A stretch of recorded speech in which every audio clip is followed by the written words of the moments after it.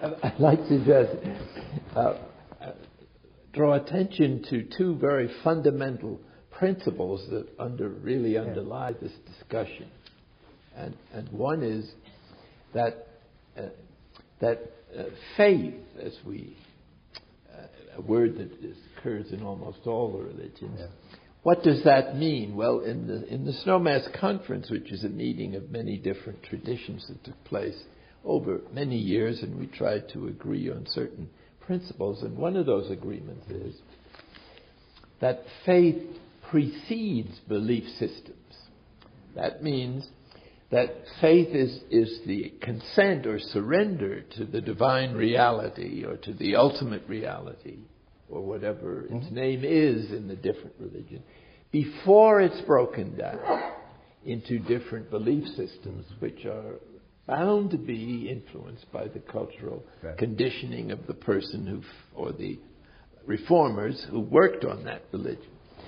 So faith is when it becomes contemplative, begins to perceive the oneness behind all the religions. Before the experience of God was broken down into various belief systems.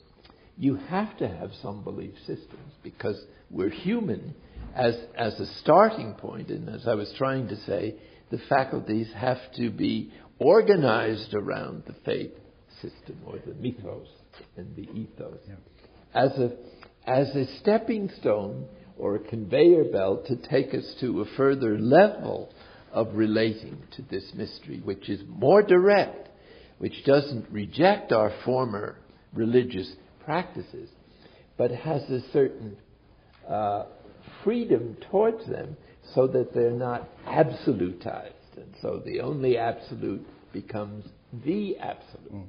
And on the other end of the spectrum is the equally important issue of the separate self-sense.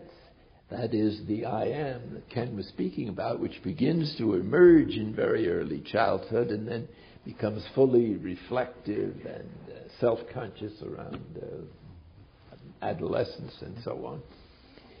And this is the basic source of every human problem, wouldn't you say?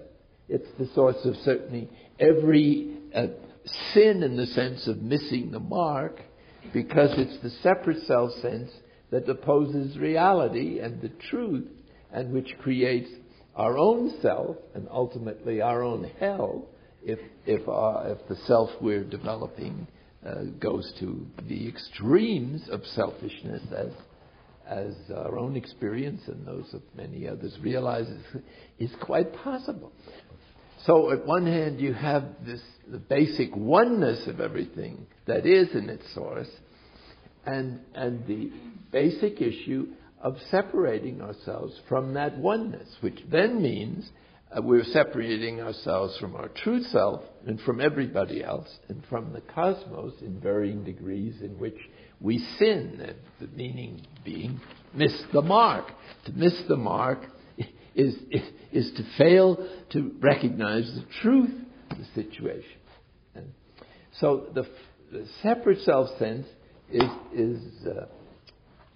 what all the religions are trying to cure, as far as I can see, and all the consequences of that development, which psychologically speaking have been researched in our time, and such things as the private psychological unconscious, the personal unconscious, the collective unconscious, this whole world of motivation that we're not aware of is the fruit of the development of the separate self-sense into energy centers, like the first three chakras in the Hindu scheme of things, which are trying to find happiness in the wrong place. We're designed for happiness, so you can't choose anything else. Even to choose evil is in the hope of finding happiness somehow there. Or even to kill yourself is the hope of getting away from pain that's intolerable. So happiness is confused with the gratification of the instinctual instincts of the child. security, power control, affection, esteem, and approval. And these grow into the false self and the ego. And so you come to adulthood with this baggage of possessive attitudes towards yourself and the world and other people that can't possibly work in an adult life. But unfortunately, you have to live with 6 billion other people who have the same problem. So it's no wonder there's social problems, because unless this radical problem is addressed, societies which are made up of a bunch of false selves is not going to do too well. And that's why to take a determination not to contribute to the messiness of the world by adding our own false self projects to it is one of the greatest gifts you could give to humanity. And if enough people do this, then society will be transformed. And without it, I don't think it can be. That's why religion, whatever its faults are, and they're numerous, is crucial, because it's the only path, at least foreseeable path, that leads most people to the experience of God. Now, other things can, like nature and wonderful service of others, conjugal love, art in some degree. But the holistic and concentrative way that religion addresses the human problem are unmatched.